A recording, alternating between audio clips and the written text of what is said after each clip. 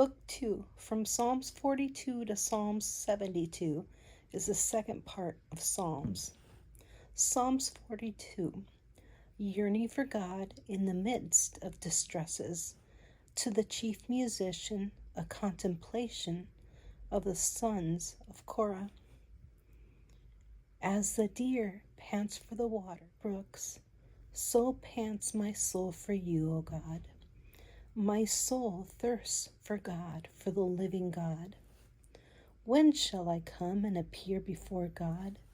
My tears have been my food day and night, while they continually say to me, where is your God? When I remember these things, I pour out my soul within me. For I used to go with the multitude. I went with them to the house of God with a voice of joy and praise, with a multitude that kept a pilgrim feast. Why are you cast down, O my soul? And why are you disquieted within me? Hope in God, for I shall yet praise him for the help of his countenance. 42, 43, preparing yourself to pray. Prayer. These two psalms repeat similar phrases, revealing a most unusual prayer strategy as the writer repeatedly stops talking to God and talks to himself. Why? Clearly, he is in discouraging situations. People mock his relationship with God, and God seems very far away. He feels cast down, weary, confused, and hopeless. Still, he knows his only hope is to seek God in prayer.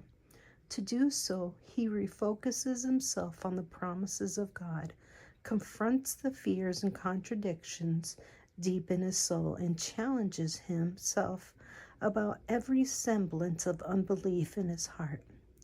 It is the principle behind Romans 10:17.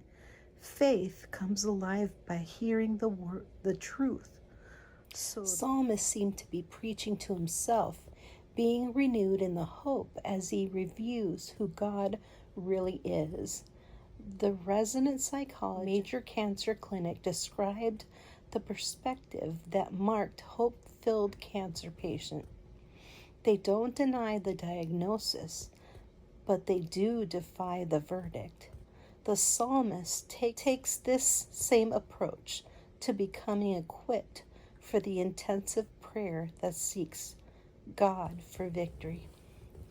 And then Kingdom Dynamics 42:5, praise brings God's help. Praise and worship. When depressed, desperate, and down, we are encouraged to hope in God in this prophetic song. Worshippers are assured that God will help them with his countenance. This references more than the physical face. It incorporates the evidence of the feeling or attitude of the individual mentioned.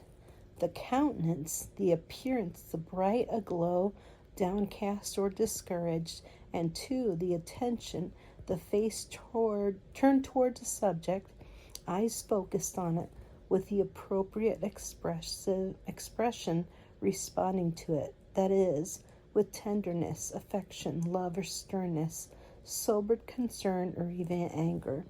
Here, God's caring countenance turns towards the one who praises, and the praiser's countenance is lifted by his present love. O my God, my soul is cast down within me. Therefore, I will remember you from the land of the Jordan, and from the heights of Hermon, from the hill of Mizar. Deep calls unto deep at the noise of your waterfalls. All your waves and billows have gone over me. The Lord will command his loving kindness in the daytime, and in the night his song shall be with me, a prayer to the God of my life. I will say to the God my rock, why have you forgotten me? Why do I go mourning because of the oppression of the enemy? As with a breaking of my bones, my enemies reproach me. while they say to me all the day long, where is your God? Why are you cast down, O my soul? And why are you disquieted within me? Hope in God, for I shall yet praise him, the help of my countenance and my God.